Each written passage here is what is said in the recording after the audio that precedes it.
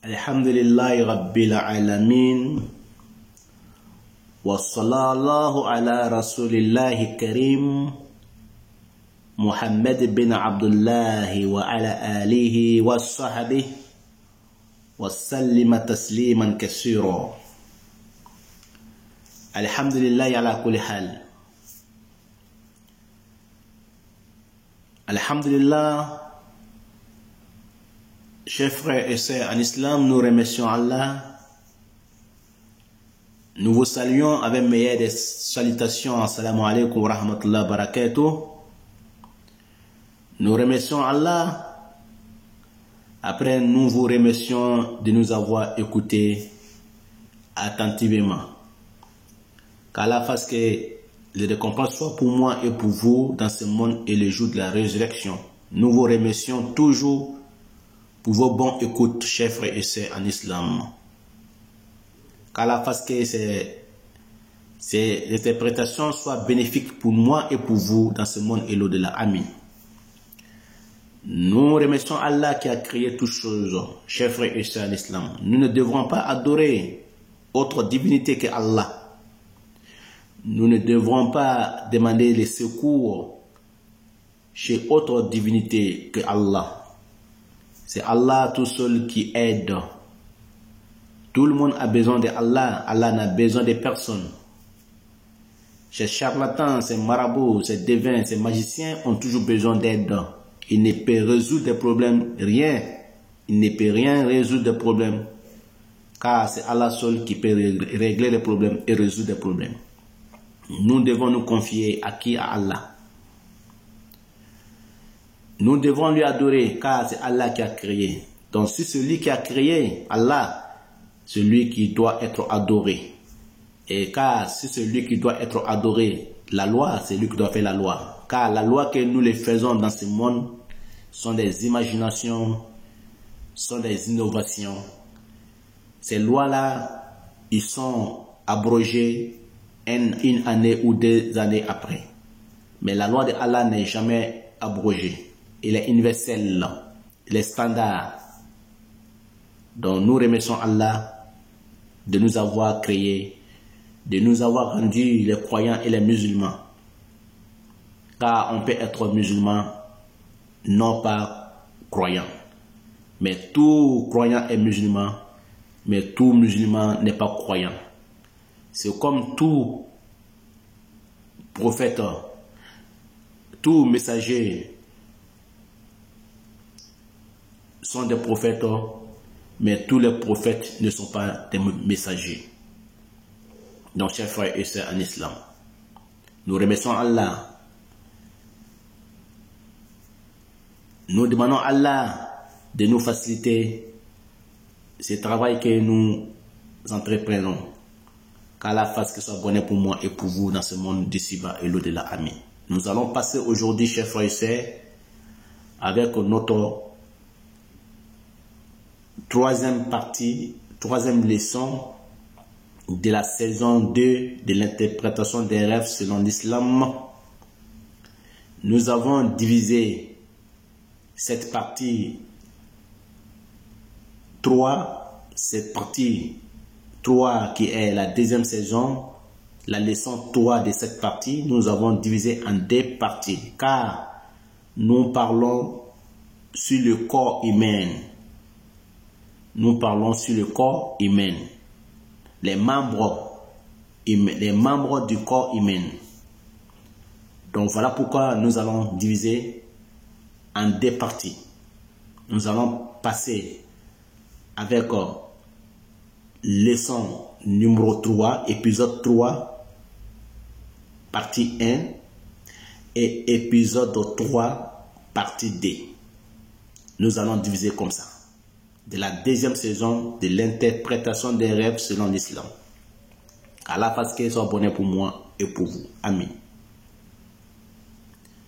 Chers frères et sœurs en islam, nous remercions Allah, nous demandons la bénédiction, salut et paix sur le prophète Mohammed ainsi que sa famille et ses nobles disciples et tous ceux qui vont les suivre jusqu'au jour de la résurrection, qu'Allah fasse que nous soyons parmi les croyants et les musulmans et les hommes du paradis. Amen. Qu'Allah nous éloigne de l'enfer. Amen. Nous allons passer, chers frères et sœurs, en islam, avec la première image qui nous parle de la tête. Donc, le corps humain, chaque partie de ton corps porte un nom particulier. Chaque partie de ton corps porte un nom particulier. Donc voilà pourquoi nous allons détailler et nous avons divisé en deux parties. Partie 3, épisode 3, partie 1, épisode 3, partie 2. Première image que nous vous montrons, ça nous parle de la tête de l'homme. La tête de l'homme nous parle du crédit. Crédit de la dette. Ça nous parle aussi de la bibliothèque. Ça nous parle aussi des cachettes des secrets. Ça nous parle aussi des bienfaits d'Allah subhanahu wa ta'ala. Et ça nous parle aussi de la vie ou la mort. Qu'Allah fasse que ce soit bonheur pour moi et pour vous. Amen. Car les cheveux nous parlent de l'argent.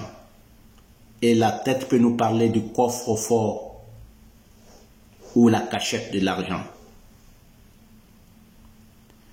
Les cheveux, quand on voit la tête rasée totalement, ça veut dire que dans les rêves, quand on voit sa tête rasée totalement, ça veut dire que tu vas rembourser toutes tes dettes ou tu vas perdre tout ton argent. Tu vas tomber en ruine. Quand tu as les dettes, ça veut dire que tu vas payer toutes tes dettes quand on voit la tête rasée. Mais quand on voit la tête à moitié rasée, ça nous parle des paiements de moitié de la dette. Ou bien ça nous parle de la perte de la moitié de la fortune. Chers frères et sœurs en islam, qu'Allah fasse que ce soit bonheur pour moi et pour vous. Amen. Deuxième image ici nous parle les nez. Les nez nous parlent ici, chers frères et sœurs, du mensonge. Ça peut nous parler aussi, chers frères et sœurs, de la beauté de l'homme. Ça nous parle de la mensonge. Et ça peut nous parler aussi de la beauté de l'homme. Ou bien, ça peut nous parler aussi que l'homme est moche ou vilain. Ça peut nous parler aussi, chers frères et sœurs, en islam, de la maladie. Ça peut nous parler aussi de la souffrance. Ça peut nous parler aussi, chers frères et sœurs, du père et la mère. Le côté droit du nez nous parle de papa et le côté gauche nous parle de la maman.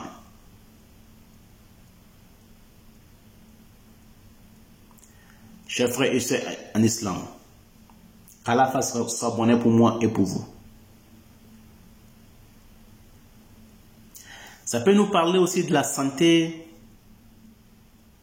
Ça peut nous parler de la maladie. Ça peut nous parler aussi de la souffrance. Chers frères et sœurs en islam, qu'Allah fasse que ce soit bonheur pour moi et pour vous. L'interprétation des rêves des troisième image nous parle de l'épaule. Chers frères et sœurs en islam, l'épaule nous parle ici de la mort.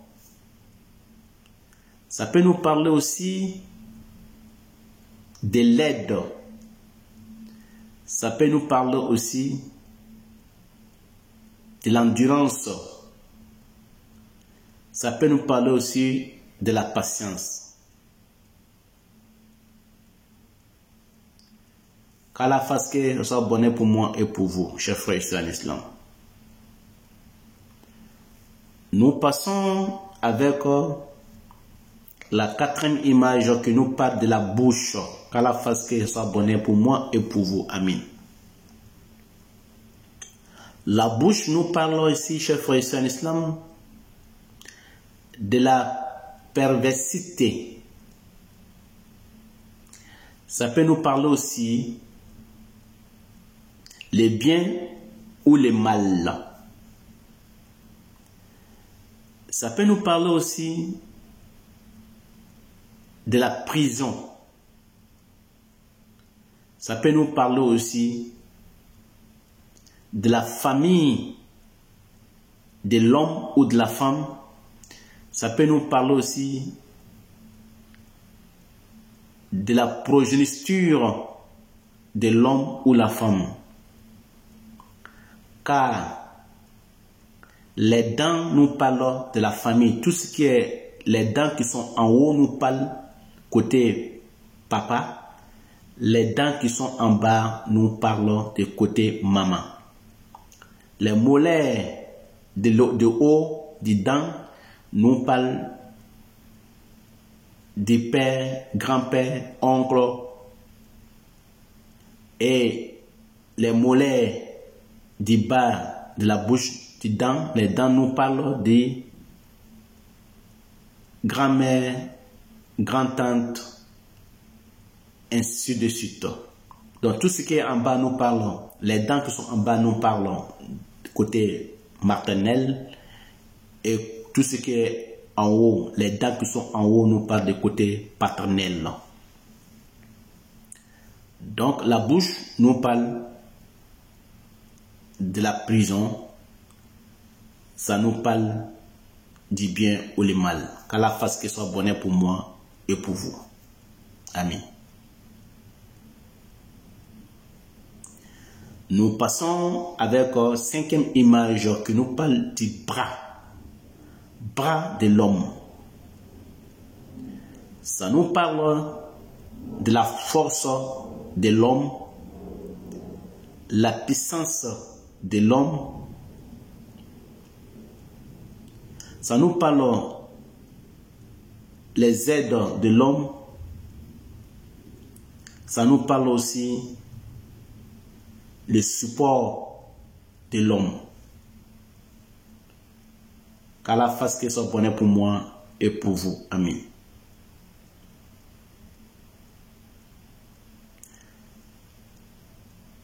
Nous passons avec sixième image qui nous parle le coude. Le coude nous parle de la confiance. Quand tu vois le coude endommagé, ça veut dire que la personne va rompre la confiance entre lui et quelqu'un.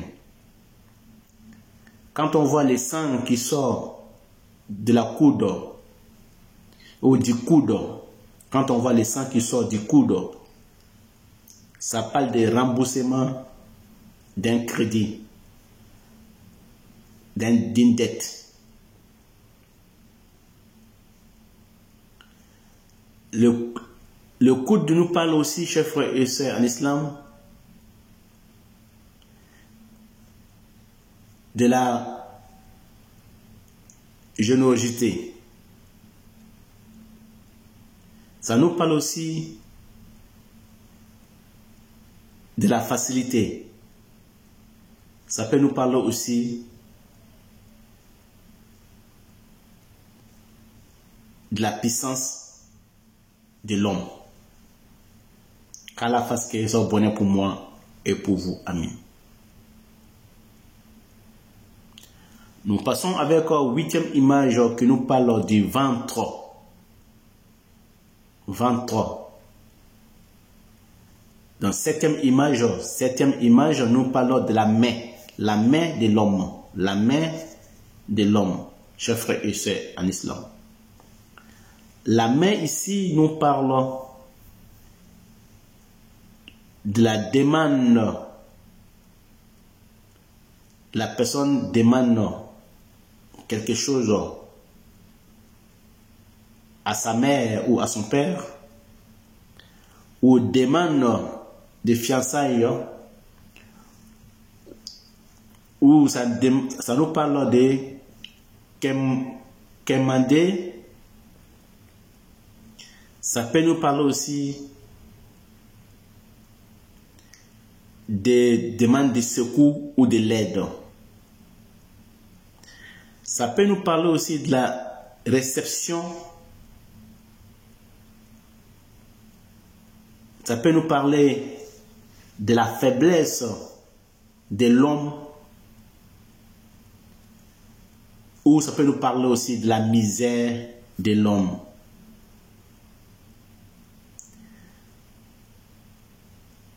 Ça peut nous parler aussi, chers frères et sœurs, en islam, quand on voit les mains retournées, ça nous parle de l'impuissance de l'homme et sa faiblesse. Quand on voit les mains retournées, la paume qui fait face au ciel, les paumes qui font face au ciel, ça nous parle de la réception ou l'impuissance et la faiblesse de l'homme. Mais quand on voit la paume retournée, on voit le dos de la main, ça nous parle de la puissance, de la force, le travail et prospérité et le courage.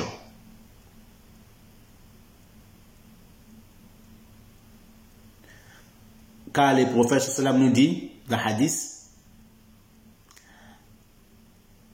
la main qui est au-dessus est meilleure que la main qui est au-dessous. La main qui est au-dessus est meilleure que la main qui est au-dessous. Ça nous parle aussi de la richesse de la subsistance. La richesse de la subsistance. Ça nous parle aussi du courage, du réveil et le travail. Qu'Allah fasse que ce soit bonheur pour moi et pour vous. Qu'Allah fasse que ce soit bonheur pour nous tous dans ce monde et l'au-delà. Amen. Nous passons avec 8e image qui nous parle du ventre. 8e image, le ventre. Nous l'avons déjà interprété le ventre auparavant. Ça nous parle du coffre-fort. Ça nous parle aussi de la caisse d'argent. Ça nous parle aussi de la cachette de l'argent. Ça nous parle aussi des subsistances. Ça nous parle aussi de la recherche de halal, l'argent permis, ou haram, l'argent interdit.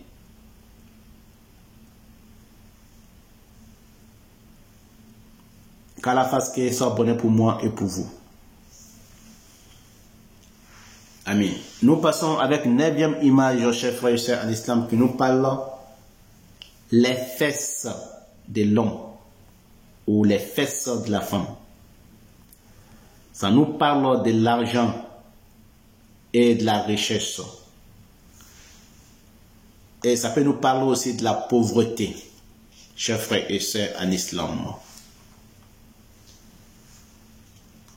Quand on voit les fesses naturellement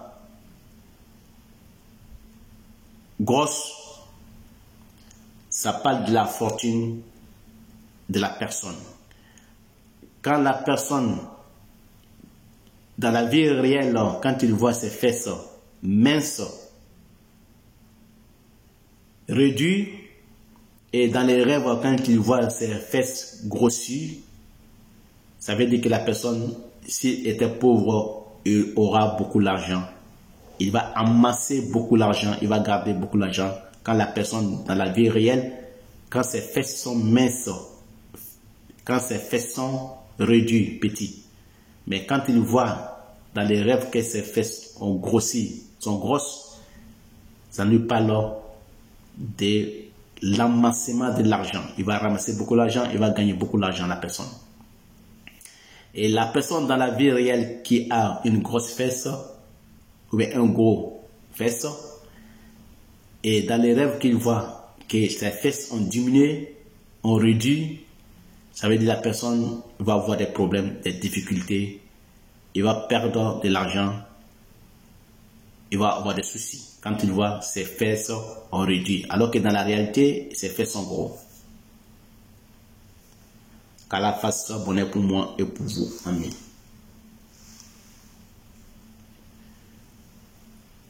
Nous passons avec 10e image, chers frères et sœurs en islam.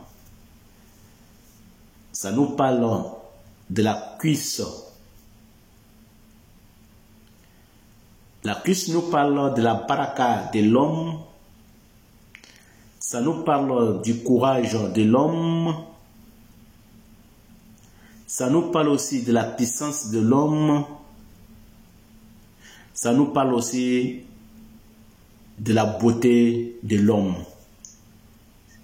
Et ça nous parle aussi de la résistance de l'homme et subsistance de l'homme. Qu'Allah fasse que ça soit bonheur pour moi et pour vous. Amis. Nous passons avec 11e image qui nous parle du genou. Les genoux nous parlent de la foi, de la crainte de Dieu, de la crainte d'Allah. Ça nous parle aussi de obéissance à Allah. Ça nous parle aussi que la personne est humble et obéissant. Quand on voit les genoux abîmés, ça nous parle de la faiblesse de la foi ou la faiblesse de la crainte d'Allah.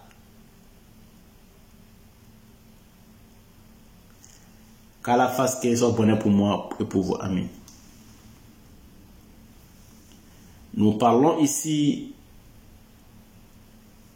les dernières images de notre 3e leçon de la saison 2, partie 1.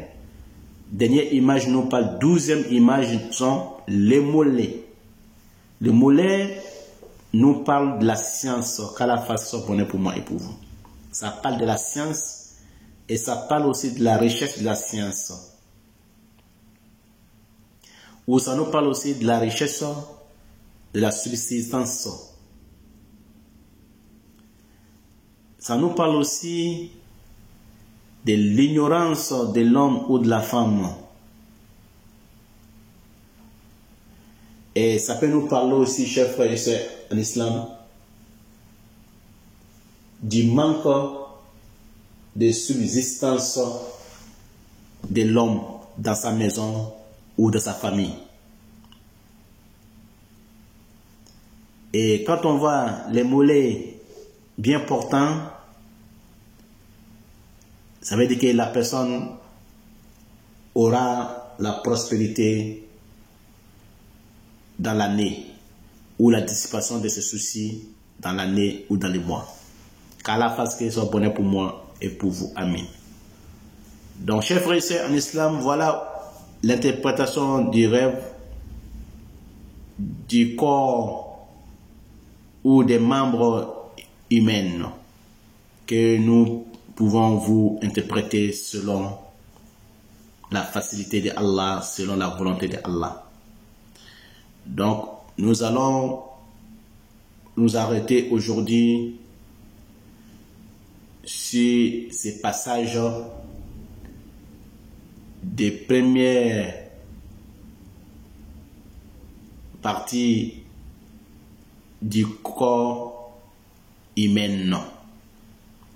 Et nous allons passer avec deuxième partie, Inch'Allah, qui nous fait troisième leçon de la saison D, troisième leçon, partie 2. Très bientôt, Inch'Allah. Qu'Allah fasse que ce soit bonheur pour moi et pour vous. Qu'Allah met la baraka dans tout ce qu'on fait dans ce monde et l'au-delà. Amin, amin. Nous vous remercions toujours, chers frères et sœurs, en islam. Qu'Allah nous donne le paradis. Allah nous éloigne de l'enfer. Qu'Allah fasse que nous soyons parmi les hommes du paradis. Amin. Wa ila lika, et très prochainement, Inch'Allah, nous allons vous interpréter, Inch'Allah, deuxième partie du troisième leçon de la saison de le corps humain. Wassalamu alaikum wa rahmatullahi wa barakatuh.